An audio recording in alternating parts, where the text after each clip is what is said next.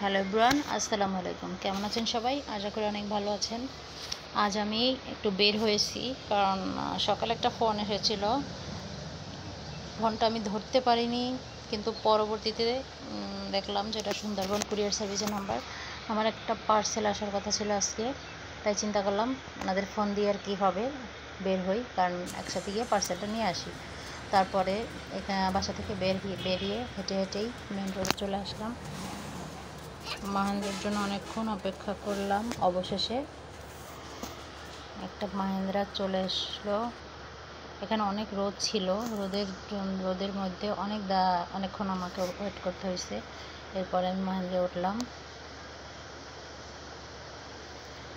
আর পার্সেলটা হচ্ছে আমার কিছু 3 পিসের অর্ডার ছিল আমার ব্যবসার জন্য। আপনারা হয়তো অনেকে জানেন, অনেকে জানেন না। আমি বাসায় আমার ছোট একটা বুটিক হাউস আছে, ওটার জন্য কিছু 3 পিস, বাটিকের 3 পিস অর্ডার করেছিলাম নারায়ণগঞ্জ থেকে। ওটাই আসছে এবং ওটা আনার জন্যই আমি গৌরনদীতে রওনা দিয়েছি। মাহিন্দ্রা উঠেছি তো, তাই বেশি সময় লাগেনি, 5 মিনিটের মতো লাগছে আমার গৌরনদী আসতে। গৌরনদী ব্রিজের কাছাকাছি চলে আসছি।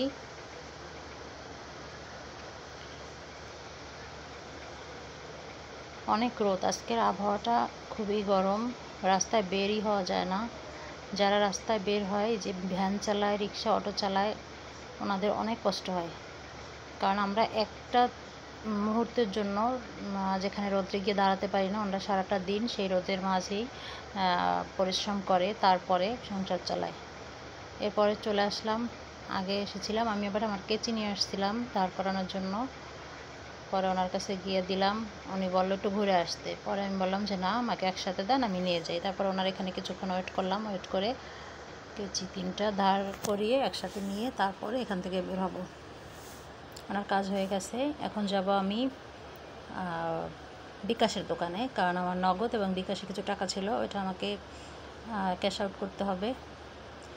ওখান থেকে টাকাটা নিয়ে তারপরে কুরিয়ার অফিসে যাব।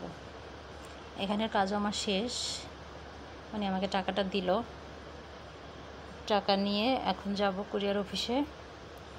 চলে আসলাম কুরিয়ার অফিসে, সুন্দরবন কুরিয়ার অফিস। এটা অনেকে হয়তো চিনতে পারেন, বা যারা না চিনেন, এটা হচ্ছে বরিশাল যাওয়ার জন্য যে কাউন্টারটা আছে, সেই কাউন্টার থেকে 2-3 মিনিট হাঁটলে সামনে হাতের ডান পাশে, অর্থাৎ রাস্তার পশ্চিম সাইডে যে সুন্দরবন কুরিয়ারের মেইন অফিস।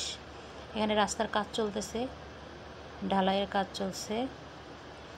একটা হাসার মজার কথা হলো, আমি এখানে যখন ভিডিওটা করছি তখন একটা লোক দাঁড়ানো ছিল, উনি বলতেছে যে আমার ছবি তুলতেছেন। পরে বলছে না, ছবি না, ভিডিও করি। তারপরে উনি বলতেছে যে তাইলে আমাকে টাকা দেন। পরে বলি কি বলেন, ভিডিও করার জন্য টাকা? পরে বলে হ্যাঁ, ভিডিও করছেন না, টাকা তো দিতেই হবে।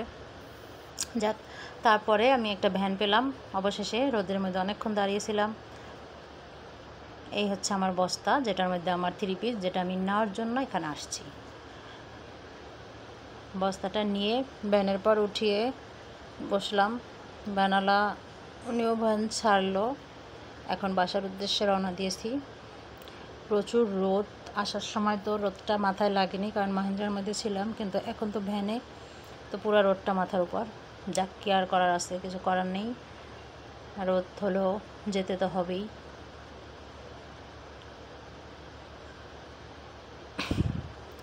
যাক, অনেক বকবক করলাম, আপনারা হয়তো অনেকে বিরক্ত হয়েছেন। আমার ভুল ত্রুটি হলে আমাকে ক্ষমা করে দিবেন। আর গৌরনদীতে যারা আছেন তারা অবশ্যই ভিডিওটা দেখবেন, একটা লাইক, একটা কমেন্ট করবেন, এবং যদি ভিডিওটা ভালো লাগে তাহলে একটা শেয়ার করবেন প্লিজ। আর এই রোদের মধ্যে যারা রাস্তায় কাজ করতেছেন, যারা ড্রাইভার, বিশেষ করে আপনারা বেশি করে পানি খাবেন এবং যতটা পারেন ছাতা ব্যবহার করার চেষ্টা করবেন, কারণ এই গরমে অনেক কষ্ট হয় আপনাদের, আমরা বুঝতে পারি, কিন্তু আমাদের তো আর কিছু করার নেই, কারণ রিজিকের জন্য আপনাদের রাস্তায় নামতেই হবে। ভিডিওটা যাদের ভালো লাগবে অবশ্যই একটা লাইক, একটা কমেন্ট করবেন। আজ এ পর্যন্তই। সবাই ভালো থাকবেন, সুস্থ থাকবেন, এবং সবার দীর্ঘায়ু কামনা করছি। আর আমার জন্য সবাই দোয়া করবেন। আল্লাহ হাফেজ।